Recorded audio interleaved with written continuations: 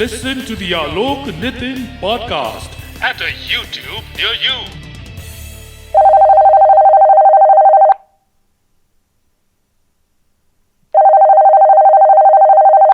दादा good evening, क्या हाल चाल है? एकदम हालचाल ठीक है। मेरा आज ना नितिन सुबह से ना पेपर चिकन खाने का मन हो रहा था। ओफ, क्या बात है, पेपर चिकन, ये कहाँ से ध्यान में आया था आपको? पेपर चिकन खाने का आइडिया कैसे आया? बस 2-4 दिन से ही, जब से हमारा जिक्र हुआ था इसका, तो थोड़ा जिंदगी में पेपर चिकन लाने की इच्छा हो गई। तो बस जबान पे वो टेस्ट, दिमाग में वो ख्याल अटक सा गया है। पेपर चिकन अभी आपको कहाँ से खिलाया जाए भाई? अभी देखिए लॉकडाउन वगैरह चल रहा है, ऐसे में किधर से बुलाएंगे पेपर चिकन? घर ही पे बना लो, मैं तो कहता हूँ आपको। पर मुझे लग रहा है तू कहीं ना कहीं से लेके आएगा, मुझे इस बात का पूरा यकीन है। मुझे भी इस बात का पूरा यकीन है कि मैं कहीं ना कहीं से तो पेपर चिकन आज के शो में लाने वाला हूँ। लेकिन उसके पहले दादा, आज दिल्ली से प्रधानमंत्री लाइव थे। हाँ, आपने सुना क्या? बिल्कुल बिल्कुल। और बहुत ही, मुझे लगता है इसके बारे में हम आगे बात करेंगे शो में, लेकिन मेरा जो बिगेस्ट टेक अवे है वो ये है कि उन्होंने बहुत विस्तृत रूप से दादा देश को संबोधित किया।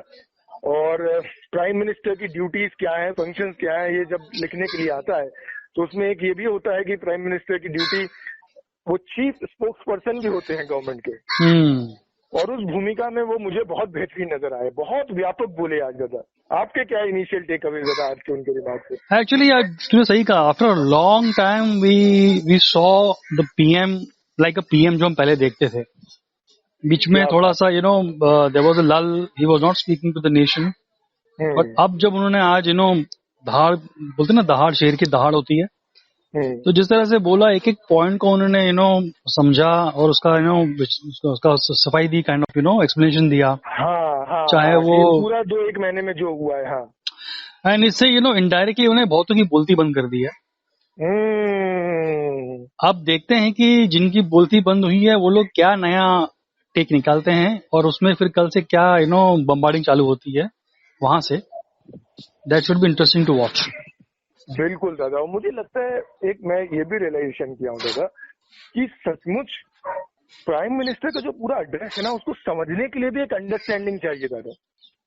तो अगर वो आपके अंदर नहीं है, अगर आपको नहीं पता है किस तरह से चीजें काम करती हैं, किस तरह से गवर्नमेंट मशीनरी काम करती है, तो हो सकता है बहुत सारे लोग डिसअपॉइंट भी हुए हो, अरे ये क्या बोल रहा है। मतलब ये तो भाई कोई काम की बात नहीं बोले। मतलब उन सब के लिए ना एक ही चीज बोलना चाहूंगा मैं कि भैया जो समझ नहीं पाते मोदी जी क्या बोल रहे हैं, उनकी डेप्थ क्या है वगैरह समझ नहीं पाते, उनके लिए एक ही न्यूज है कि भैया आपको 21 जून से वैक्सीन फ्री मिलेगी, पीरियड। आप ज्यादा समझो ही मत, आप ज्यादा समझो मत। आप मतलब अगर नहीं समझना है मत समझो, आप इतना समझो कि 21 जून के बाद में 18 के ऊपर जो भी लोग हैं उनको वैक्सीन फ्री मिलेगी। बस जल्द आने वाली है वैक्सीन आपके घर के बाजू में। मैं इस खबर को मैं वेरीफाई नहीं कर पाऊंगा, मेरे को नहीं पता ही आप कहाँ से बोल रहे हो कि आप मजाक में बोल रहे हो, मेरे को कोई आइडिया नहीं। नहीं, मोदी जी ने कहा था आज कि वैक्सीन जो है 18 के ऊपर जो भी सिटीजन है हमारे देश के, सबको फ्री मिलेगी सरकार की तरफ से। And government will procure 75% of the vaccines from the makers, give it to the state। आप दादा ये आखिरी की जो 15 मिनट मैंने मिस की उसमें हो गया क्या ये शुरुआत में एंड में पता नहीं कब हुआ, but 75% will centre will procure and they will give it to the state। 25% रहेगा प्राइवेट वालों के लिए, लोगों के लिए।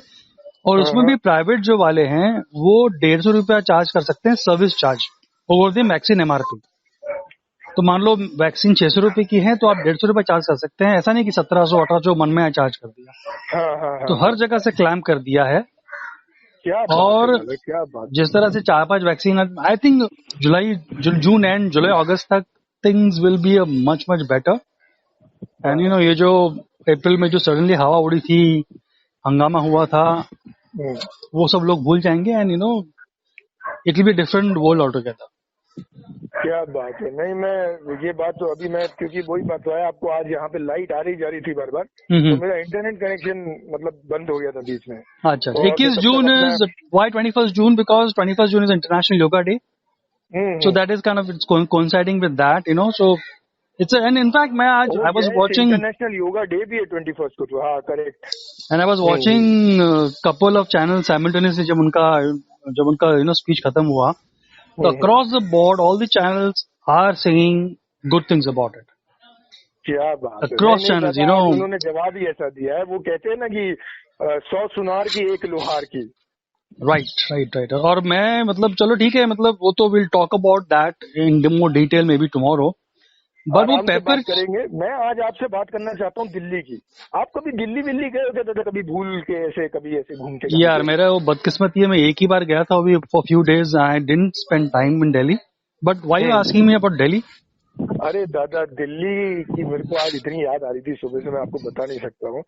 और दिल्ली में मैं करीबन 1.5 साल रहा हूँ, और मैं जितना टाइम दिल्ली में रहा दादा, मैंने पूरे टाइम दिल्ली को गाली मारा है, क्योंकि एक्सपीरियंसेस वहाँ अच्छे नहीं थे। It was very difficult for me, क्योंकि रेडियो की अपनी लग्जूरियस लाइफ छोड़ के मैं टेलीविजन में वहाँ स्ट्रगल करने के लिए पहुंचा। तो लाइफ वॉज नॉट इजी। सब बहुत ही मुझसे ज्यादा क्वालिफाइड लोग वहाँ पे पहले से मौजूद थे, और बहुत यानी मतलब गंभीर एनवायरनमेंट था दादा। न्यूज चैनल्स में काम करने का एक्सपीरियंस यानी फन नहीं था, जैसे रेडियो में फन होता है ना, वहाँ पे बहुत गंभीरता से लोग लगे हुए हैं। सुबह से असाइनमेंट मिल गए स्टोरीज करने के लिए, फिर भापड़ धापड़ करते हुए 3 साढ़े 3 बजे आ रहे हैं। और लेकिन ये भी बात सही है कि जब मैंने दिल्ली छोड़ा, उस दिन से लेके अभी तक इतना प्रेम मेरे लिए दिल्ली के लिए उत्पन्न हुआ है। जब मैं लौट के देखता हूँ कि यार वहाँ पे कितनी सारी अच्छी चीजें भी हुई थी, जिसमें से एक बड़ी अच्छी चीज ये हुई थी कि मुझे वहाँ पे एक बहुत ही बेहतरीन दोस्त मिला था। दोस्त वो बाद में बना, पहले तो वो मैं मतलब पहली बार मुझे बोला गया था कि यार ये शो एडिट कराना है, आप ये एडिटर हैं, इनके साथ बैठिए। और मैं इस बंदे के साथ बैठा, और ये इतना सही, कोई जान पहचान नहीं, लेकिन मुझे लगा कि यानी पहली मुलाकात से, पहली बात से मुझे लगा कि यार लॉन्ग टाइम फ्रेंड। और उन्होंने पहली बार मेरे को ये बोला कि यार नितिन, आप मैंने पूछा कि ये एडिटिंग जब शो की होती है तो क्या सबसे बेसिक चीजें ध्यान रखना है? तो रतन ने मुझे कहा कि देखिए, सबसे पहले हम ये देखते हैं कि आप क्या देखना चाहते हो। बोले इतना सारा फुटेज है हमारे पास, इसमें से आपको चूज करना है कि व्हाट यू वांट टू सी। क्या लेसन था दादा वो उसका मेरे लिए, कि आप क्या देखना चाहते हो वो आपको चूज करना है। और उसके बाद हम लोग साथ में आए, हमने इतने सारे, हम लोग को यानी मतलब प्रोमो डिवीजन का हेड बना दिया था लगभग। हम लोग सारे प्रोमोज उस चैनल के लिए काटते थे। वहाँ पे हमारे सीनियर्स भी थे, और उन्होंने बहुत सपोर्ट किया हम लोगों को। लेकिन फिर मेरे पास जब रेडियो का एक वापस अवसर आया तो मुझे दिल्ली छोड़ के यहाँ आना पड़ा। और उसके बाद जो ये मेरा फ्रेंड है, इसने अपनी एक अलग जर्नी की, और जर्नी करते हुए बहुत सारी चीजें अकम्प्लिश करी, जिसमें से एक जो सबसे बड़ी है, जिसके बारे में आज बात करने के लिए मेरा भाई, मेरा दोस्त, मेरा personal Satyajit Ray, he is actor, he is director, he is producer, he is editor, and most importantly he is a wonderful friend, Ratan Singh Sharma. मेरे दोस्त, कैसे हो तुम? बढ़िया बढ़िया निधि, इतना बड़ा इंट्रोडक्शन की जरूरत नहीं था, बस मैं इतना बड़ा भी नहीं हूँ। नहीं दोस्त रतन, व्हाट यू हैव डन, यानी आजकल वैल्यू नहीं है चीजों की, लेकिन जैसे मैंने तुम्हारा नाम उस फिल्म में क्रेडिट रोल्स में जब देखा कि एडिटिंग, डायरेक्शन एंड स्क्रिप्ट रतन सिंह शर्मा, तो एक ऐसा हल्का सा आंसू बना मेरे लेफ्ट आई में। मैं बोला यार क्या काम कर दिया है मेरे रतू ने। रतू मेरे दोस्त, ऐसे कैसे हो गया दोस्त? ये हम लोग बात कर रहे हैं एक्चुअली पेपर चिकन की, जो कि अवेलेबल है, एक जबरदस्त फुल टाइम फिल्म है जिसको आप जियो सिनेमा में देख सकते हैं। इसके बारे में हम रतन से बात करेंगे। अमेजिंग रतन, वहाँ की उस टीवी चैनल से पेपर चिकन तक के रास्ते के बारे में थोड़ा सा बताओ दोस्त। क्या कर रहे थे तुम दिल्ली के बाद, जब हम लोग दिल्ली में हमने अलविदा कहा, उसके बाद कहाँ से लाइफ तुमको यहाँ पेपर चिकन तक लेके आए? थोड़ा सा बताओ दोस्त, बहुत समय हुआ बात किए। सच में वो दिल्ली की यादें तो अभी तुमने ताजा कर दिया। मतलब बहुत काम किया वहाँ उस दौरान। तो जैसे कि न्यूज चैनल में काम करते करते मैं भी थक गया था, क्योंकि वो एक रश, एक दौर है, एक भाग है, तुम्हें पता ही है, स्पीड है। तो उसमें थोड़ा सा बोर हो गया था। जैसे कि हम बहुत पहले से हम फिल्मों के बारे में बात करते थे, तुम्हें याद है कि नहीं मुझे, हम बहुत फिल्म देख के हम बात करते थे। जैसे 3 इडियट्स देख के हमने बहुत सारा, मतलब उस समय हम बहुत डिस्कस किए थे उस टॉपिक पे, है ना। तो फिर वैसे ही चैनल बदलते बदलते थक गया था और बहुत न्यूज पे बहुत साल काम किया। उसके बाद लगा कि हाँ कुछ करना चाहिए, क्योंकि हर कोई कर रहा है, तो इंस्पिरेशन तो था ही। आसपास जब देखते थे तो नए लोग बहुत अच्छे काम कर रहे थे, तो सोचा कुछ ट्राई करते हैं। तो 2014 में मैंने एक ट्राई किया एक ऐसी फिल्म बनाने के लिए। तो वो एकदम इंडिपेंडेंट एक्सपेरिमेंट था। बेसिकली कोई फाइनेंशियल सपोर्ट नहीं था, कोई प्रोड्यूसर नहीं था, कुछ उस तरह के वो एक्सपीरियंस भी बहुत ज्यादा नहीं था। बट हाँ ये पता था कि मुझे कुछ करना है, क्योंकि बहुत सालों से एडिट तो कर ही रहा था। तो फिर 2014 में मैंने एक छोटी सी मैंने वो फिल्म चिल्ड्रन फिल्म बनाया बच्चों के लिए। अच्छा।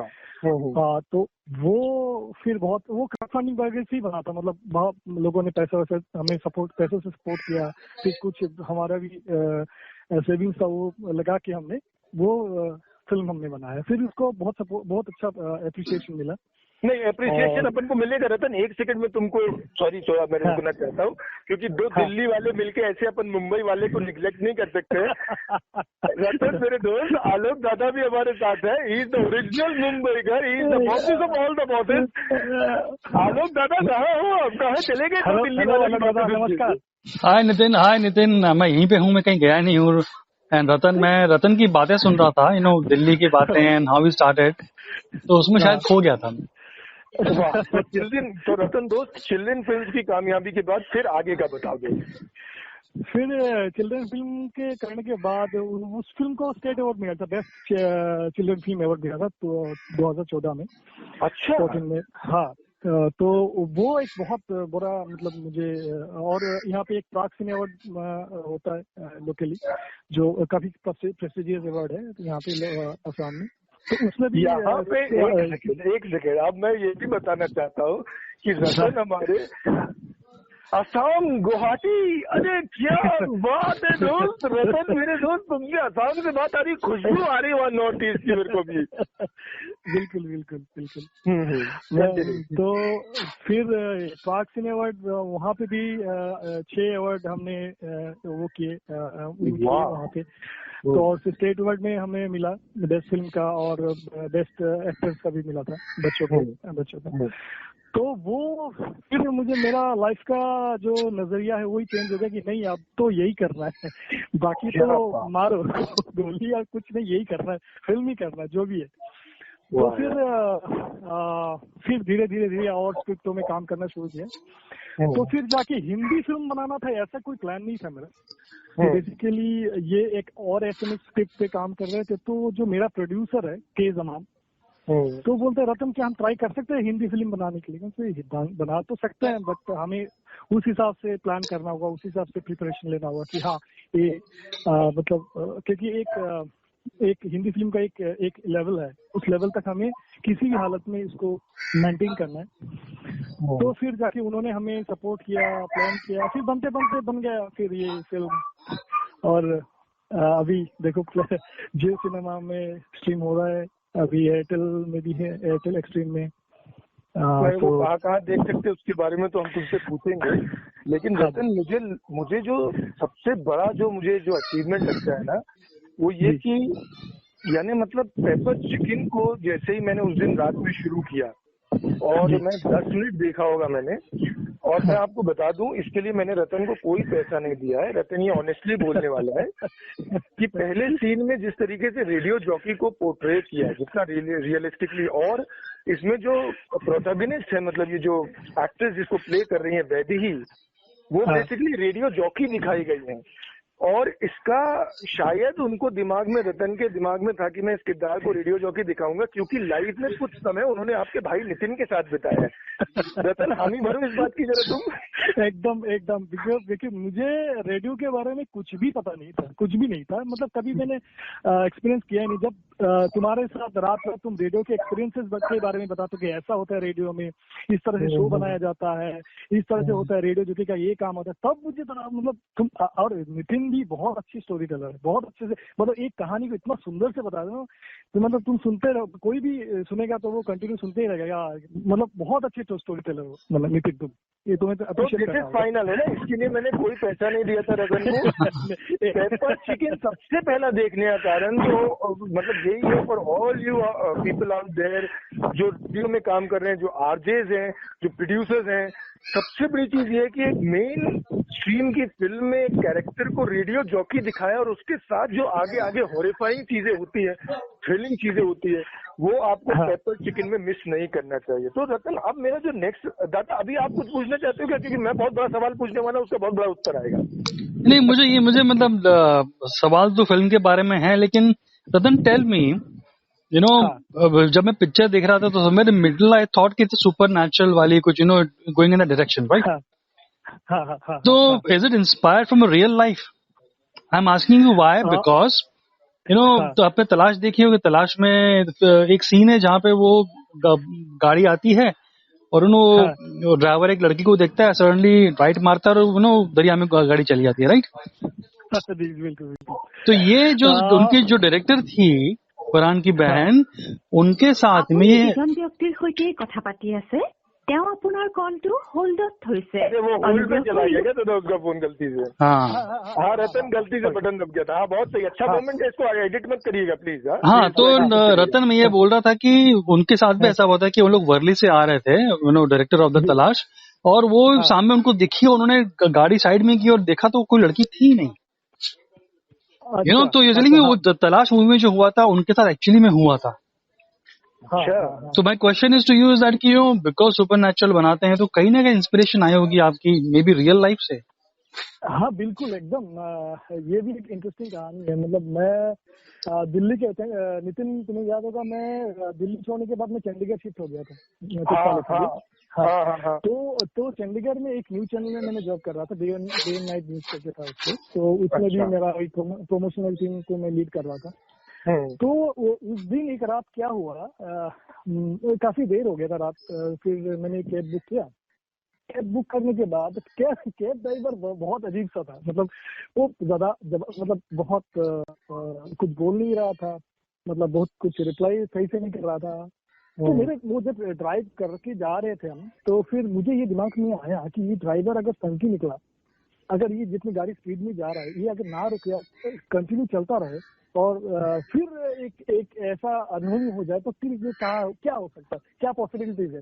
तो अंदर तो मेरा डर था कुछ अंदर कि या क्या हो रहा है, ये ड्राइवर ऐसे क्यों बिहेव कर रहा है। मगर ये कहानी भी बन रहा था धीरे धीरे कि ये क्या ऐसा भी कभी हो सकता है क्या। तो फिर वो मतलब वो एक ट्रिगर पॉइंट बोल सकते हो उस कहानी का। तो फिर सोचते हाँ क्या हो सकता है, अगर इस जगह मेरे जगह कोई और एक लड़की होती तो इस तरह के इंसिडेंट होते तो क्या हो सकता है। तो बेसिकली वो एक ट्रिगर पॉइंट था। नहीं दोस्त, ये रतन तुमने बहुत अच्छा उठाया। मुझे लगता है ये कई बार मेरे साथ भी हुआ है, ये सिचुएशन मेरे ख्याल से आलोक दादा के साथ भी हुई होगी कि आप कहीं आइसोलेटेड जगह पे हो, 2-3 बजे कोई कैब लिया आपने, कोई टैक्सी लिया है, यू आर ऑल अलोन। अब वो बंदा है, आप सिर्फ, अब भाई उस बीच कुछ भी हो जाए, यानी मतलब एक बार सचमुच में बता रहा हूँ दादा, ये मुंबई का मैं बता रहा हूँ आपको। हम लोग वहां पे थे, शायद बोरा बोरी जो है वहां पे थे, लेट नाइट करने के बाद 2:30-3 बजे, मतलब अच्छा खासा पार्टी किया हुआ था उस दिन। तो मैं ऑटो में बैठा और मुझे सचमुच थकान भी बहुत ज्यादा थी और मुझे डर लग रहा था यार, इतना लंबा मेरे को आना है यहाँ पे वापस मलाड अपना, तो बीच में साला कहीं कुछ गड़बड़ ना हो। तो मैंने यानी मतलब फोन पे, आई वॉज कंटिन्यूसली फोन पे उस समय, और मैं ऐसी बातें जानबूझ के बोल रहा था कि इसको लगे कि नहीं भाई ये पावरफुल बंदा है, इसको कुछ करना नहीं है। तो वो डर तुमने जो पकड़ा है ना, और वो वैधी जी ने दिखाया भी बहुत। वैधी जी क्यों बोल रहा हूँ, दीपा नेता, क्या कैसे बोलते हैं रतन, दीपा नेता, दीपानिता शर्मा। अरे मैं फैन हो गया हूँ भाई, वो इतनी अच्छी दिख रही फिल्म में, मतलब इतना नेचुरल, इतना वो जो फ्लेवर लेके आई है ना फिल्म के अंदर, उसकी हम ऑफ कोर्स और बात करेंगे। लेकिन पहले मेरा बड़ा क्वेश्चन ये है रतन जो फिल्म सबसे पहले अमेज करती है ना 10 से 15 मिनट में, वो ये है कि उसका लेवल ऑफ प्रोफेशनलिज्म। मतलब हम ये देखते हैं कि अपन दिल्ली में कितने एक्सपीरियंस हुए रतन अपने, कि अपन एक एंकर को लेके कुछ शूट करने निकले, नॉर्मल सा टीवी चैनल का एक एंकर है, उसके इतने भाव टेंट्रम्स वगैरह होते हैं। और अक्सर अपन लोग ये एक्सपीरियंस करते थे ना कि अपन आइडिया कुछ लेके गए, शूट करके कुछ और लाए और एडिट के बाद कुछ और निकालेंगे। तो यार सबसे जो मुझे लगता है ना, जो सबसे बड़ी विक्ट्री है रतन तुम्हारी इसमें, कि ये सभी एक्टर्स को ऐसे एक सीन में बांधना, एक वर्ल्ड क्रिएट करना, और उन सब एक्टर्स का इतना कमिटेड दिखना। कैसे किया दोस्त रतन ये? नहीं, ये तो क्रेडिट बिल्कुल एक्टर्स की, हमें एक्टर्स को अप्रिशिएट करना होगा कि जो एक्टर्स इस फिल्म में थे सारे प्रोफेशनल थे और बहुत ही बेहतरीन एक्टर्स। जैसे कि मैं दीपानिता जी का बारे में बोलूंगा तो वो भी एक फाइन सुपर एक्टर्स है।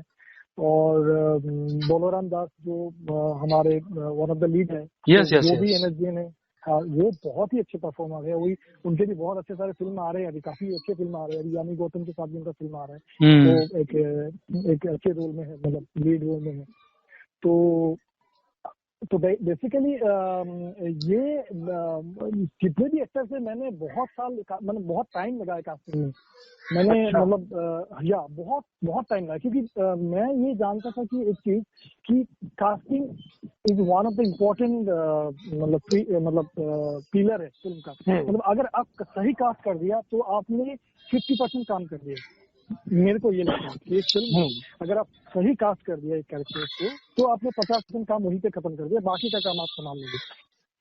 तो एक्टर्स को मैंने बहुत ऑब्जर्व किया, और इसमें एक ऐसा भी था कि जो कैरेक्टर्स फिल्म में है, तो मैं देख रहा था कि वैसा ही एक सेम टू सेम कैरेक्टर मुझे मिले, क्या वो नॉर्मल लाइफ में भी वैसा ही हो, उस तरह की हो, मतलब लुक वाइज, उनका बोलने का तहजीब या जो भी है, तो वो मैं ढूंढने की कोशिश कर रहा था कि वो एक हमें मिल जाए। तो कहीं ना कहीं ये मैं इन एक्टर्स के पास आया तो मुझे लगा कि ना यही सही है। और टाइम लगा मुझे बहुत ढूंढने के बाद, बहुत प्लान करने के बाद, फिर ये सारे लोग फाइनल हुए।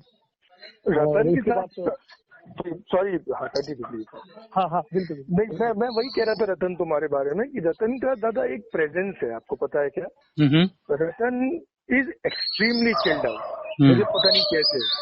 यूजुअली क्या होता है कि जब आप कोई, अगर मान लो मीडिया इवेंट जा रहे हैं या आपको कुछ रिकॉर्ड करना है, कुछ शूट करना है, तो मेरी ये पर्सनल वो है कि बहुत मैं पैनिकी हो जाता हूँ, है ना, और उसमें ऐसा नहीं हो रहा। जबकि रतन के साथ ऑपोजिट है। मे बी ये एक्सपीरियंस की वजह से है उसके, और वो बहुत चिल्ड आउट है। और मेरे ख्याल से यही कारण था कि एक्टर्स को भी एक फ्री हैंड मिला। वो भी बिल्कुल, यानी मतलब, क्योंकि दादा कई सीन्स आपने अगर देखे हो ध्यान से, तो बड़े लंबे शॉट्स हैं भाई, कट नहीं पड़ा है, यानी मतलब जहाँ पे वो एक सीन तो मेरे को स्पेशली याद है, ये जो अपने जो कैब ड्राइवर जो है वो चिकन खिला रहे हैं दीपानिता को, और वो सीन यानी इतना अच्छा लगा है मुझे दोस्त, कि आई थॉट कि I am sitting at the dining table, मैं वहीं पे हूँ, यानी मतलब ये करना मुश्किल हो गया रतन। मैं देख नहीं रहा हूँ ऐसी चीजें होते हुए अभी, जो तुमने करके दिखाया है इस फिल्म में। ये नितिन, तुमने सही नोटिस किया। मतलब तुम जानते हो एडिटर्स का काम काटना होता है, ठीक, काटना और जोड़ना होता है, ठीक है।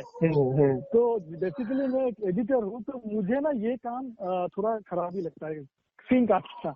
मैं चाहता हूँ कि ना वो एकदम नेचुरल लगे। मतलब मैं चाहता हूँ कि बहुत कम से कम कट लगे एक सीन में, ताकि वो, जैसे मेरे हिसाब से जब एक कट लगता है, तो कट लगने के बाद ना वो व्यूअर थोड़ा सा डिस्ट्रैक्ट हो जाता है, थोड़ा डिस्ट्रैक्ट हो जाता है। तो मैं बहुत चाहता हूँ कि वो सारा एकदम ऐसा लाइव लगे कि कम से कम कट हो। तो वो एक मोटिव था, एक इंटेंशन भी था इस फिल्म में, कि हम ज्यादा से ज्यादा कट नहीं लगाएंगे, बहुत ज्यादा जरूरत पड़े तो उसको करेंगे। क्या बात है यार, मजा आ गया यार सचमुच। मैंने मतलब एक तो क्या है, मैं वैसे भी आजकल फिल्म्स वगैरह कम देख रहा हूँ, लेकिन it was such a breath of fresh air देख के। इतना सही वो सेट वगैरह भी तुमने, इतना बढ़िया वो चिकन काटने वाला सीन जिसमें वो बराबरी से सर्व कर रहा है। तो आई थॉट कि यार ये तो फुल नेटफ्लिक्स मटेरियल है, जैसा नेटफ्लिक्स में वो लोग अमेरिका के वहां पे उन लोग जो बना के डालते रहते हैं, वैसा इन्हें मतलब उस लेवल का ये प्रोडक्शन है। और मुझे अब मैं आता हूँ एक्टर्स के ऊपर, तो जो कैब ड्राइवर, उनका नाम एक बार बताना रतन मुझे, मेरे को उनका नाम है बोलोराम दास। बोलोराम दास। वो तो यार वो ही इज अ जेम भाई, क्या सुंदर एक्टर है भाई वो। इतनी बढ़िया गोल गोल आंखें, इतना सही मतलब किया उन्होंने, इतना नेचुरल प्ले किया है। और वो जो गांधी जी वाला जो रेफरेंस मारा है बीच में उन्होंने सब जाते हुए कि क्यों कर रही हो, बोले ऐसा मैंने किया तुम्हारे साथ कुछ। अरे भाई गांधी जी को भी कभी पढ़ो, नॉन वायलेंस। इतना सही भाई, एकदम से वो इतना टेंस सिचुएशन है और उसमें एकदम से ये ऐसा जो नेचुरल ह्यूमर होता है वो निकल के आना। और तो और दूसरा ये जो दीपानिता शर्मा है, इनके बारे में ऑफकोर्स हमने सुन रखा है, पढ़ रखा है, और देखने में तो वो बहुत ही जबरदस्त लगती है भाई। मैंने तो दादा को पहली चीज बोला कि दादा ये तो मुझे लग रहा है ये हिडन जेम है भाई, ये पूरा total fast and furious material है ये। कि वहां पे जो फास्ट एंड फ्यूरियस में जिस तरह की वो लोग कास्टिंग करते हैं, दीपानिता बिल्कुल उस फ्रेम में फिट बैठती है। तो मैं जब उनको देखा इस फिल्म में, तो मैं तो भाई बहुत ही बड़ा फैन हो गया। और सबसे बेस्ट पार्ट क्या है दादा, कि यहाँ पे मैं ना नॉर्थ ईस्ट को लाना चाहता हूँ कि दीज पीपल आर सो, मतलब यानी ये इनके ब्लड में है, ऐसा मैं कह सकता हूँ। फिल्मिंग, सिंगिंग, डायरेक्शन, म्यूजिक खून में है। और जब इन लोगों को शूट कर रहे थे उस समय के दादा, ये लोगों ने कुछ पिक्चर्स डाले हुए, और आपको मालूम है फीलिंग कैसी आ रही है पिक्चर्स देख के, कि दीपानिता का, अपने बोलोराम जी का और रतन भाई का, इन सब का पिक्चर्स देख के ऐसा लग रहा है कि ये लोग ना स्कूल रियूनियन के लिए मिले हैं बहुत सालों के बाद। बहुत ही अच्छा एक्सपीरियंस था। ऐसा कोई नहीं था, मतलब हाँ, मुंबई में मैंने शूट देखा है, दिल्ली में शूट देखा है, बहुत प्रोफेशनल। हाँ, प्रोफेशनल हम भी इधर है, बट ऐसा नहीं, प्रेशर नहीं है कोई, मतलब ऐसे ही बहुत ज्यादा प्रेशर में हम काम नहीं करते। और दीपानिता जी एक नो डाउट मुंबई में कंटिन्यूसली वो बहुत बड़े प्रोजेक्ट पे काम कर रहे हैं अभी भी। तो वो भी हमारे साथ घुल मिल जाना, उनका सपोर्ट, बहुत ही जबरदस्त सपोर्ट किया उन्होंने। इवन उन्होंने एक पार्ट हमें उन्होंने प्रोड्यूस भी किया साथ में, जब देखा कि हमें जरूरत है कुछ और चीजों की, तो वो भी बोले एक अच्छा प्रोजेक्ट बन रहा है तो मैं भी सपोर्ट करूंगा, तो उन्होंने वैसे भी सपोर्ट किया। तो एक बहुत अच्छा टीम था, बहुत जबरदस्त टीम था, बहुत यंग और एंथू से भरा एक टीम है। तो अच्छा एक्सपीरियंस। और वो फ्रेंडलीनेस जिसको कहते हैं कि मतलब जो नॉर्थ ईस्ट को मैं फील कर पाया वो पिक्चर्स में, आसाम को मैं फील कर पाया। तो अभी हम लोग फील करना चाहते हैं रतन, मैं और आलोक सर, कि मान लो अगर आलोक नितिन पॉडकास्ट का टीम वहां पर आता है। हेलो, अरे यार ये ड्रॉप हो गया क्या रतन दोस्त, तुम चले गए क्या? हाँ ड्रॉप हो गया, एक सेकंड रुकिए मैं लगा रहा हूँ। हाँ दादा वापस आ गए अपन सब। हाँ। तो रतन अभी हम लोग क्या जानना चाह रहे हैं, क्योंकि अभी मेरे को इतना, देखो हम लोग अभी कल परसों ही बात कर रहे थे शो पे कि नॉर्थ ईस्ट को ऐसे बोला जाता है कि जैसे नॉर्थ ईस्ट को चला गया। ऐसा मुझे कभी नहीं लगा, क्योंकि भाई मैं तुम्हारा लॉन्ग टाइम फ्रेंड हूँ। मुझे तो ऐसा लगा कि भाई आसाम में मतलब जबलपुर, आसाम मैंने मुंबई, हाँ मेरे को तो कभी कोई ऐसा डिफरेंस नहीं समझ में आता। बट एक एंथुजियाज्म तुम लोगों के अंदर वो डिफरेंट है, वो मैं जरूर फील करता हूँ कि जैसे इट्स इन योर ब्लड। वो हमारी सीनियर नीलांजना मैम भी तुम्हें हमेशा कहती थी कि यार नहीं, these guys have that passion जो तुम ये जबलपुर में समोसा खाने वालों के अंदर नहीं है। बोला ऐसे मत बोलो यार, डिग्रेडिंग बात मत करो। ऐसा नहीं है। तो अभी हम लोग को थोड़ा फील कराओ यार लिसनर्स को, कि जैसे आसाम में जब सुबह होती है, गुवाहाटी में जब तुम उठते हो, तो कैसा होता है तुम्हारा दिन? चाय पी के जब तुम निकलते हो तो क्या क्या दिखता है वहाँ, सुबह नाश्ते में क्या क्या मिलता है, थोड़ा, ताकि हमारे सब लिसनर्स भी एक्सपीरियंस करें कि आसाम गुवाहाटी की लाइफ कैसी होती है। देखो सर, यहाँ पे एक एकदम पूरी मतलब इंडिया से थोड़ा सा अलग है, बट हाँ हम सारे एक ही है। मतलब ऐसा नहीं, बहुतों को लगता था, दिल्ली में भी बहुत लोग बोलते थे अच्छा हाँ आसाम में तो अलग ही है वो, कुछ वो है, ऐसा कुछ नहीं है। जो यहाँ पे विजिट करते हैं उनको पता चलेगा कि हाँ एक डाइवर्सिफिकेशन है, बट वो इतना नहीं है। बट लाइफस्टाइल थोड़ा सा सिंपल है यहाँ पे, एकदम अच्छा। मतलब हाँ कॉम्प्लिकेटेड नहीं है। जैसे कि हम मुंबई या दिल्ली में जैसे हम एक दौड़ भाग है, एक रश है, सुबह से हम भागे जा रहे हैं, मतलब दिल्ली में जब हम लोग सुबह निकलते थे शाम कब हो जाता था हमें पता ही नहीं चलता था। मगर यहाँ पे ऐसा कुछ नहीं है, रश नहीं है, ये एकदम टाइम से एकदम आराम से आप वो आराम से है, सब कुछ हम करते हैं आराम से, सारी चीजें वो करते हैं, कोई ऐसा प्रेशर भी नहीं है यहाँ पे। तो एक वो लग्जरी है यहाँ पे। और आप यहाँ पे आप एक फ्रेंडली एटमॉस्फेयर है, एक सपोर्टिंग एटमॉस्फेयर है, आप वो फील कर सकते हो। तो वो आपको यहाँ पे अगर आप कभी विजिट करते हो तो वो जरूर आपको नोटिस में आएगा आपका। क्या बात नहीं, जैसे सुबह अपन निकले वहाँ पे है ना, तो साधारणतः जब स्ट्रीट से हम गुजर रहे तो स्ट्रीट फूड में सुबह नाश्ते में क्या मिलता है, मेरे को ये बड़ा दिलचस्पी है जानने में कि क्या क्या मिलता है वहाँ सुबह सुबह खाने के लिए नाश्ते में। देखिए यहाँ पे तो आपको सुबह वैसे तो बहुत कुछ स्ट्रीट फूड यहाँ फेमस नहीं है कि लोग ज्यादा प्रीफर करते हैं घर पे खाने के यहाँ पे। अच्छा। हाँ ज्यादा प्रीफर करते, बहुत ज्यादा लोग बाहर नहीं खाते। तो बहुत ये है कि हाँ घर पे खाना प्रीफर करते हैं। हाँ बट अभी आजकल अभी कुछ ऐसे कुजिन मतलब कुछ ऐसे असमीज डिशेस आपको मिलेंगे बाहर में। जैसे सुबह सुबह आजकल आपको पीठा हम बोलते हैं हम, तो जो एक केक होता है टाइप का, एक ट्रेडिशनल पीठा, हाँ पीठा होता है, चावल पीठा बोलते हैं पीठा। हाँ पीठा, हाँ। तो आपको वो वैरायटी पीठा मिल जाएगा रास्ते पे, अगर हम उसको लालसा बोलते हैं, मतलब रेती। अच्छा। तो वो हाँ रेती के साथ आपको पीठा खाने की मिल जाएगा सुबह सुबह। आपको याद रह जाएगा हाँ हमने कभी गुवाहाटी में यही खाया, तो थोड़ा सा अलग है। तो वो जरूर हम लोगों के क्या होता है रतन, हम लोगों के यहाँ पे क्या होता है, जैसे तुम सड़क, हाँ पोहा होता है, छोले भटूरे वगैरह तुम जानते हो ना, दिल्ली में सब मिलता है तुमको। लेकिन हमारे यहाँ कैसा होता है कि यहाँ पे जगह जगह पे ना ड्रिंकिंग वाटर ऐसे बने रहते हैं कि भाई पे आओ। तो क्योंकि भाई तुम्हारे यहाँ इतनी चाय होती है, तुम्हारे यहाँ क्या ऐसे फ्री में चाय वगैरह पिलाते रहते हैं? नहीं ये हाँ बहुत लोग जब भी मैं बाहर जाता हूँ तभी सभी बोलते हैं यार आसाम से आ रहे हो चाय लेके आ रहे हैं, चाय लेके आ रहे हैं। अब एक इंटरेस्टिंग चीज बताओ, हम मतलब हमें भी चाय खरीद के, मतलब टाटा की चाय खरीद के हम पीते हैं। नहीं मुझे लग रहा था कि तुम लोग ऐसे बढ़िया चाय, अरे सुनो अरे भाई चाय बना लो, हाँ हाँ 1 मिनट लेकर आ रहा हूँ, तो बाहर बढ़िया ऐसे पेड़ लगे हुए, ये अपने हाथ से तोड़ी और लाके बढ़िया चाय बना लिया। मतलब ऐसा नहीं होता है क्या? नहीं ऐसा नहीं होता।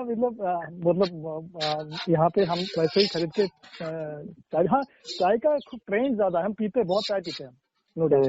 मैं तो बहुत पीता हूँ चाय, मतलब मुझे सुबह से शाम तक चाय की लत तो है ही। जब भी लिखना हो या कुछ देखना हो तो एक वो पार्ट है हमारा। बट हाँ चाय वैसे ही है जैसे पूरी इंडिया में अवेलेबल है, वैसे ही यहाँ पे भी है। और आजकल कुछ खास मतलब आउटलेट हो गए गुवाहाटी में, आपको बहुत बेहतरीन फ्लेवर्स मिलेंगे चाय के, तो वो एक आप ट्राई कर सकते हो। नहीं बिल्कुल दोस्त, बहुत सारी चीजें मैंने अभी से लिस्ट में डाल ली है। Let's come back to pepper chicken. अभी हम रात के खाने की तरफ आते हैं। और पेपर चिकन के बारे में एक चीज अब अपन बात करते रहते हैं कि जो अपने दास साहब है जिन्होंने कैब ड्राइवर का रोल किया है, और जब दीपानिता जब सेट पर आई तो उस समय पे यानी हाउ वाज इट लाइक, कैसा मतलब तुमको कितना मेहनत करनी पड़ती थी समझाने में स्क्रिप्ट को, यानी वो इंटरेक्शन कैसे होते थे, वो उसके बारे में बहुत ही जबरदस्त इंटरेक्शन होता था। ना वो भी एक मतलब एक थ्रिलिंग पार्ट है, मतलब फिल्म मेकिंग का। मैं बहुत एंजॉय करता हूँ कि जब एक्टर्स को वो मैं नरेट करता हूँ, वो उनका इन्वॉल्वमेंट, फिर क्या होता है ना वो भी अपनी तरफ से कुछ ऐड करते हैं कि हाँ इसमें हम ऐसा करेंगे, कैरेक्टर ये होगा। और उनका कुछ ऐसा मतलब दीपानिता जी का बहुत डिफाइन कुछ मतलब सवाल था कि जो डिटेलिंग बोलते हैं ना हम कि हाँ वो कैरेक्टर डिटेलिंग, तो वो गुस्सा करेगी तो कैसे करेगी, मतलब उसे दुख होगा तो कैसे करेगा, रोना होगा तो कितना लाउड रोएगा, कितना कम लाउड रोएगा। तो इतना सारे डिटेल्स में हमने काम किया था। तो वो सारे डिस्कशन बहुत चला था हम लोगों का। तो बहुत सारे ऐड चीज उन लोगों ने भी मतलब ऐड किया। जैसे बलराम का कैरेक्टर वो थोड़ा सा वो आप देखोगे तो उसका दो वर्जन है कैरेक्टर का, मतलब आप पहला आप में एक अलग वर्जन है, दूसरा आप में अलग वर्जन है। तो वो ट्रांजिशन मतलब उस पर हम बहुत डिस्कशन चला बलराम के साथ मैंने, क्योंकि वो जो एक पॉजिटिव से नेगेटिव का ट्रांजिशन है वो झटका ना लगे, मतलब लोगों को अजीब ये तो अच्छा बिहेव कर रहा था, अभी खराब क्यों बिहेव कर रहा है, तो वो बहुत नेचुरल लगना चाहिए था। उस पर हम लोग बहुत डिस्कशन चला हम लोगों का, बहुत होगा। तो वो उस पे बलराम का बहुत इनपुट रहा उसमें।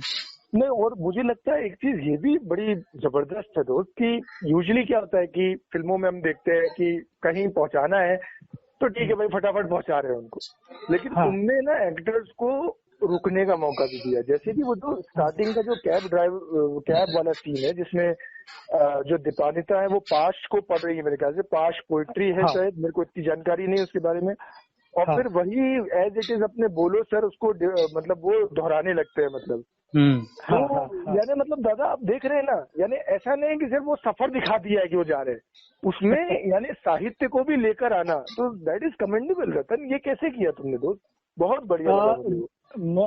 ये क्या होता है, मतलब मैं जब स्क्रिप्ट पे काम करता हूँ तो उसमें पहला ड्राफ्ट जब बन जाता है तो पहला ड्राफ्ट में क्या होता है कि कहानी होता है उसमें, तो उसमें मैं अपने से लेयर्स ऐड करना शुरू कर देता हूँ, मतलब क्या लेयर्स होना चाहिए, जैसे कि मतलब हर तरह के दर्शकों को कुछ ना कुछ मिले, एक सिंपल कहानी तो हो, एक थ्रिलिंग एलिमेंट तो हो, मगर उसमें लेयर्स हो, मतलब आप उसमें बार बार चीजें देखोगे तो नया चीज आपको नजर आना चाहिए, कुछ अच्छा मिलना चाहिए कुछ, तो उसमें मैं कोशिश करता हूँ कि उसमें वो सारे लेयर्स मतलब डालूं।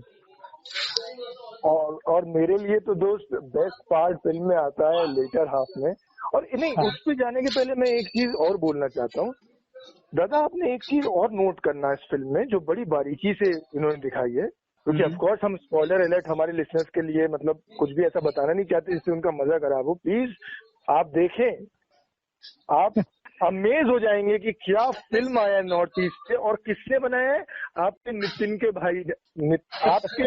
भाई ने दोस्त ने, उसने बनाया है फिल्म, इसलिए आपको देखना जरूरी है पेपर चिकन जियो सिनेमा पे। बट जो पॉइंट मैं ये कहना चाह रहा हूँ दादा, अगर आपने बहुत बारीकी से देखा हो तो जब फिल्म प्ले आउट हो रही है उसमें दीपानिता का जो कैरेक्टर है वैदेही, वो बहुत स्ट्रेस में है, वो बहुत तकलीफ में है, लेकिन तब भी उसका टोन और टेनर बड़ा चिल्ड आउट सा है, ऐसा जैसे कि कुछ बड़ी बात नहीं है। ये भी दादा क्योंकि एंड इसमें जब रिवील होता है तब जो समझ में आता है अपन को कि अच्छा ओ ये मसला, ये बहुत ही बढ़िया बारीकी लगी है मुझे दोस्त, मुझे लगता नहीं कि ये लोगों को समझ में भी आएगी मतलब देखने से। थैंक यू सो मच, तुम बहुत ही ज्यादा तारीफ करो, पता नहीं तो फिर है उसमें तो नहीं, लेकिन वो बारीकी है ना दोस्त, इसलिए तारीफ तो करनी पड़ेगी कि वो हो सकता है समझ में ना आए लोगों को एक बार में, लेकिन वो है दोस्त। मतलब ये तो दीपानिता जी का जो कैरेक्टर पे जो स्टेबिलिटी है, जो पकड़ है, वो उनको अप्रिशिएट करना होगा कि वो उन्होंने कैरेक्टर का एकदम नर्व पकड़ लिया, उन्होंने जो जैसा है मेरा इमेजिनेशन में जैसा था वो कैरेक्टर उन्होंने एकदम वैसा ही पोर्ट्रे किया, और वो जो स्टेबिलिटी वो उन्होंने कंटिन्यू रखा उस कैरेक्टर में। और जो फाइनल रिवोल्यूशन है, मतलब फिल्म में जो फाइनली निकल के आता है और जो कैरेक्टर फाइनली वो उसके साथ कनेक्ट हो पाए, तो वो उनको ये पता था कि ये चीजें वहां पे जाके कनेक्ट होना है, तो वो भी एक बहुत बड़ा चैलेंज था कैरेक्टर को स्टेबल रखना। क्योंकि आप चिल्लाओगे कितना लाउड चिल्लाओगे, आप डरोगे कितना डरोगे, तो वैसा नहीं है वो यूजुअल थ्रिलर और हॉरर में जैसा होता है कि चिल्लाना है, मतलब वैसा नहीं है, मतलब नहीं मैंने एक्चुअली मैं ऑनेस्टली एक बात नोटिस की कि जो कैमरा वर्क है, obviously DOP is amazing, camera जो है वो यूजुअली जिम जिप और क्रेनमैन लेते हैं तो टू एस्टैब्लिश अ शॉट, इसमें कैमरा यूजुअली इज फिक्स, ज्यादा वो डॉली वॉली यूज नहीं किया है।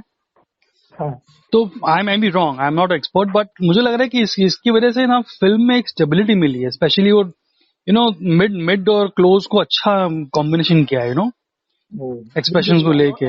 आलोक जी ने बहुत बेहतरीन एक पॉइंट निकाला, मतलब मैं किसी ने अभी तक पूछा नहीं बात, पता नोटिस करते हैं, मतलब हो सकता है वो निकल जाता है, मतलब आपने वो अच्छा नोटिस किया।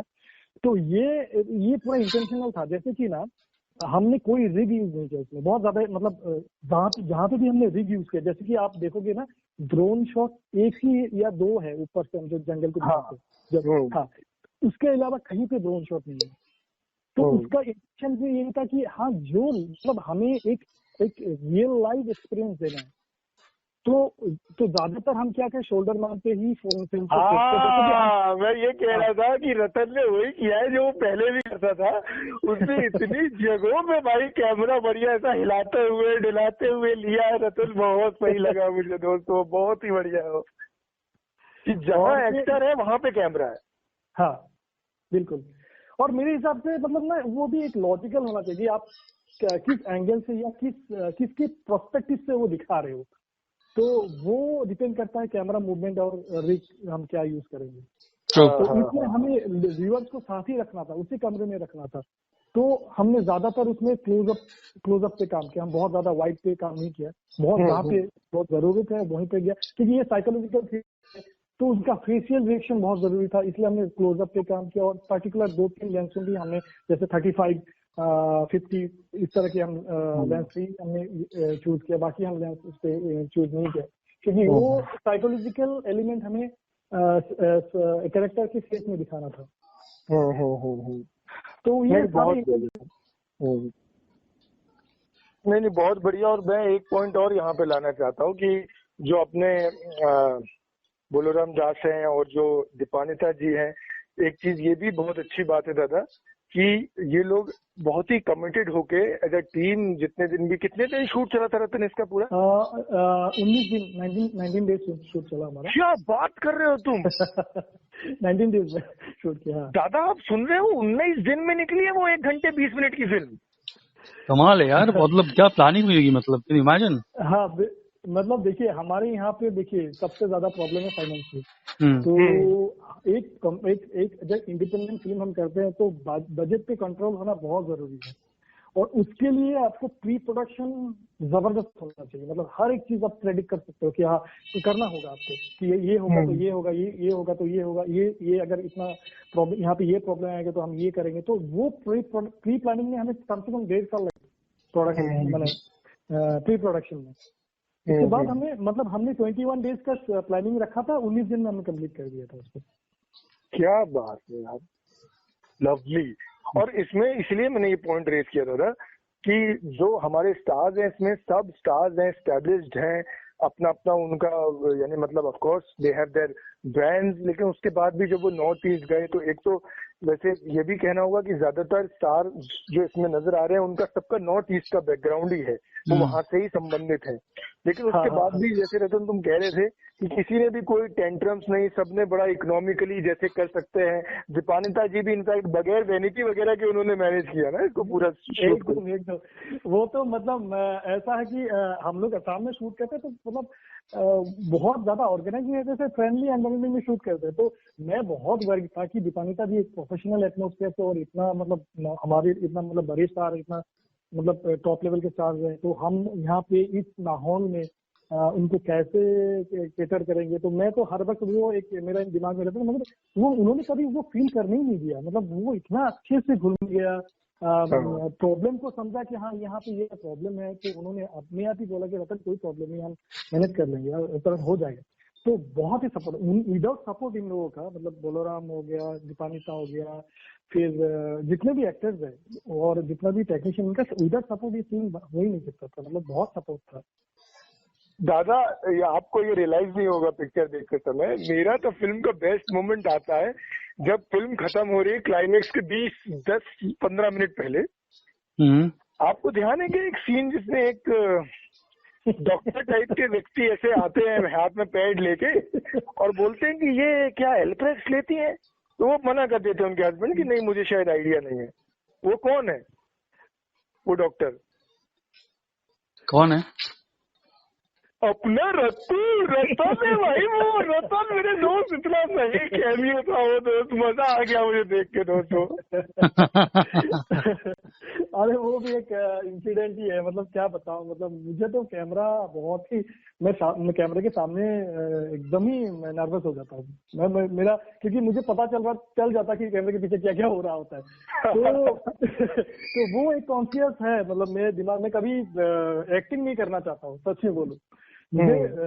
मुझे कैमरे के पीछे अच्छा लगता है काम करना। तो मेरा जो असिस्टेंट चीफ एडी था, तो उसने मुझे एक चैलेंज देता है, रतन दा आपको ना कहीं तो मैं आपको निकालूंगा, क्योंकि तुम निकाल ही नहीं सकते, मैं नहीं करूंगा तो तुम कहाँ से निकालोगे। तो उसने ये दिमाग में लगा, वो सीरियसली ले लिया। तो जो हमारा ये हॉस्पिटल का लोकेशन था, तो उसमें क्या डॉक्टर के एक रोल के लिए किसी को हमने हायर किया था। तो उसको इसने किसी तरह उसको सल्टा दिया, उसने उसको पता नहीं उसको बोल दिया कि तुम निकलो, हो गया तुम्हारा। तो एंड मूवमेंट में आके चलता है, रतन वो एक्टर्स तो मैनेज नहीं हो पा रहा है, अब क्या करे, तो हमारे पास 2 घंटा है, ये शॉट नहीं लेंगे तो ये रह जाएगा, खत्म हो जाएगा। फिर तो मैं तो डर गया, मतलब यार क्या होगा, फिर हमारे पास ज्यादा देर के लिए लोकेशन भी नहीं है और ये आज ही शूट करना है। तो बोलता कि रतन आप ही कर लो। मेरे दिमाग में तो वो बात निकल गया कि उसने ये बात मुझे चैलेंज देके रखा था। तो वो मैंने फिर किसी तरह निकाल लिया, मैंने बोला यार निकले यार, ये खत्म हो कम से कम, मतलब टेंशन ना हो। तो फिर शॉट देने के बाद उसने बोला दादा मैंने करवा दिया ना आपको, भगवान ऐसे भगवान ऐसे चीफ एडी सब नहीं, वो बहुत अमेजिंगली तुमने प्ले किया। और मुझे फिल्म में उम्मीद था कि रतन आएगा, नहीं मुझे पूरा उम्मीद था कि रतन कहीं ना कहीं पे दिखने वाला है, आई न्यू इट पहले से। तो जैसे ही तुमको देखा तो इतनी खुशी हुई उसमें देख के, और वो बिल्कुल टैरेंटिनो वगैरह जैसे ये लोग भी मारते हैं वहाँ पे थोड़ी देर के लिए आके। इतना भी नहीं है टैरेंटिनो, बाप रे बाप, वो तो कितना अभी अपना शुरू हुआ है ना रतन, अभी अपन जाएंगे अभी जो शुरुआत है वो बहुत ही औसम है दोस्त, बहुत ही बढ़िया। इनफैक्ट शुरुआत नहीं बल्कि आलोक दादा, मैं तो ये कह रहा हूँ, मैं रतन को पहले भी कह रहा था कि मुझे लगता है कि पेपर चिकन 2 बनती है भाई। मैं भी वही सोच रहा था। कहाँ जा रही है वो वैधी दीपानिता, वो आगे कहाँ जा रही है, अभी क्या करने वाली है, उनका तिक्रमी दिमाग अब क्या करने वाला है। सही पकड़े। मतलब हम लोग प्लान कर रहे हैं इसका अभी सीक्वल के लिए। तो कहानी तकरीबन हमारा अभी कहानी लाइंड अप है, तो उससे भी काम अभी हो ही रहा है। तो कोशिश उम्मीद करते हैं कि बहुत जल्द होगा वो। नहीं बहुत अमेजिंग दोस्त, बहुत अमेजिंग है। अभी हमने काफी बार बोल दिया हमारे लिसनर्स को, एक बार मैं चाहता हूँ कि रतन तुम आराम से बहुत लंबा विस्तार में लिसनर्स को बोलो कि क्यों उनको पेपर चिकन देखनी चाहिए। And I want you to say in with SMEs, तुम एसएमईज में बोलो, मैं चाहता हूँ, बोल सकते हो? एसएमईज में बोलो? हाँ अच्छा। তো সকলো দৰ্শককে মই অনুৰোধ জনালো আমাৰ এখন চিনেমা পেপাৰ চিকেন আপুনি চাওক, আৰু চালে নিশ্চয় ভাল পাব।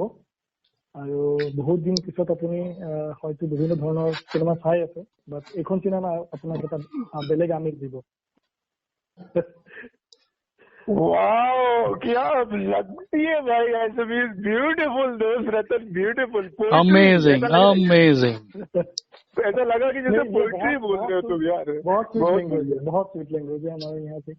और आप कभी आओ असम, एक्सप्लोर करो, सच में अभी एक आपको जरूर आना चाहिए नॉर्थ ईस्ट। नहीं, हम लोग सब वेट कर रहे हैं दोस्त, हम लोग यानी मतलब पूरा टीम आलोक नितिन पॉडकास्ट पे मैंने सबको बोल के रखा है कि भाई नॉर्थ ईस्ट जाने के लिए हमारे पास इससे अच्छा और बहाना नहीं हो सकता कि रतन इज देयर, और वहां पे जाके हम लोग डिस्कवर करेंगे एक पूरे नए इंडिया को, जो कि बहुत ही इंस्पायरिंग है। इतनी अच्छी खबरें आती है नॉर्थ ईस्ट से, जब भी हम लोग टेलीविजन देख रहे होते हैं रतन की, बहुत अच्छा लगता है। और इतनी अच्छी फिल्म जो तुम्हारी आई है वो तो बहुत ही कमेंडेबल है। और हमारे लिए आलोक नितिन पॉडकास्ट पे समय निकाल के आने के लिए दोस्त बहुत बहुत शुक्रिया। Yes Ratan, thank you so much for coming on our podcast. Thank you Alok, thank you so much, अच्छा लगा बात कर। नितिन तुमने तो पुराने सारे याद ताजा कर दिए हमने, तो बहुत अच्छा लगा बात करके। और फिल्म के बारे में भी बहुत मुझे भी याद आ रहा है अभी सारी चीजें। तो थैंक यू सो मच। नहीं, और रतन ये अभी खत्म नहीं होने वाला है, हम लोगों का पॉडकास्ट बहुत लंबा चलने वाला है, तो तुम हमारे बिल्कुल कांस्टेंट रन इन रहोगे। जब भी हमको अच्छा, जरूरत होगी, हमको कुछ नॉर्थ ईस्ट से सुनना होगा तुम्हारी भाषा में, तो हम तुमको लेके आएंगे वापस बार बार हमारे शो पे। बिल्कुल बिल्कुल, कभी भी आप लोगों से बात करना तो मतलब कोई मतलब दिक्कत ही नहीं है, मतलब घंटों बात कर सकता हूँ। सुपर अच्छा, एक सुपर। क्वेश्चन का आंसर अभी हम लोग जेन्युइनली लोगों को देना चाहते हैं हम्म, कि ये जो अमेजिंग फिल्म है पेपर चिकन, जी रतन, हाँ उसका जो कवर पेज है देख के हाँ।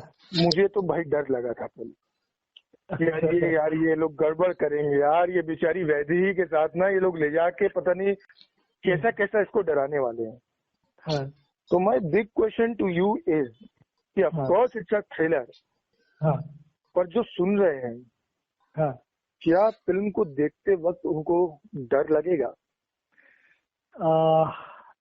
डर से ज्यादा डर तो जरूर होगा, उनको डर जरूर होगा अगर आप इस तरह के एक माहौल में आप खुद को एक ट्रैप पाते हो इस तरह के माहौल में, तो वो ही एक फीलिंग्स आपको समझ में आएगा कि हाँ वो कैरेक्टर क्या फील कर रही होगी उस टाइम में, तो वो जरूर एहसास आपको देगा इस फिल्म में, जो एक ट्रैप की एहसास, जो आप फंसे हुए हो कहीं पे, आप कहीं किसी जगह आप ट्रैप हो चुके हो, तो उसका फीलिंग आपको जरूर देगा इस फिल्म में। वाह यार, ये बात तो बिल्कुल सही है। और मुझे लगता है मालूम सिर्फ फंसी हुई फीलिंग नहीं, मुझे लगता है इसमें देखने वालों को डर भी लगेगा, क्योंकि आई वॉज स्कैर्ड। मैंने रात में 1 बजे इस फिल्म को देखा है। रतन, तुम जब शूट कर रहे थे तब तुम लोग कितनी अंधेरी अंधेरी जगहों पे वहां पे हो, वो जंगल का पूरा सीन, तुम लोग को डर नहीं लगा क्या रतन? हेलो दादा, दादा लाइन पे दोनों, दादा आवाज आ रही है क्या? Listen to the Alok Nitin podcast at a YouTube near you.